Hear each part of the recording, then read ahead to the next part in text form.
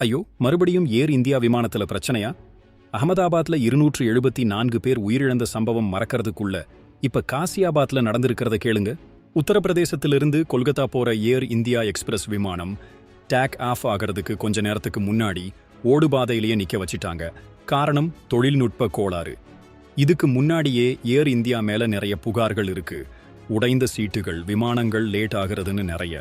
மத்திய அமைச்சர் சிவராஜ் சிங் சௌகான் கூட உடைந்த சீட்டால கோபப்பட்டாரு. கடந்த வியாழக்கிழமை அகமதாபாத்ல இருந்து லண்டன் போன ஏர் இந்தியா விமானம் 40 செகண்ட்லேயே விழுந்து நொறுங்கி 274 பேர் இறந்தாங்க. இப்ப மறுபடியும் இந்த ஹிண்டன் விமான நிலைய சம்பவத்தால ஏர் இந்தியா சர்ச்சையில சிக்கியிருக்கு.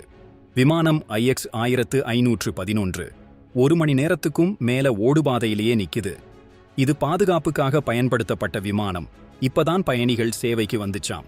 கடைசி நிமிஷத்துல விமான குழுவினரால தொழில்நுட்ப கோளாறு கண்டுபிடிக்கப்பட்டிருக்கு.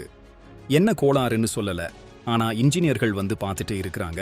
ஏர் இந்தியா எக்ஸ்பிரஸ் நிறுவனம் தாமதத்துக்கு மன்னிப்பு கேட்டு மாற்று விமானம் அல்லது பணத்தை திருப்பி கொடுக்கிறதா சொல்லியிருக்காங்க. ஆனா தொடர்ந்து இப்படி நடக்கிறது கவலையா இருக்குல்ல. இந்த மாதிரி சம்பவங்கள் நமக்கு என்ன உணர்த்துது? உங்க கருத்து என்னன்னு கமெண்ட்ல சொல்லுங்க.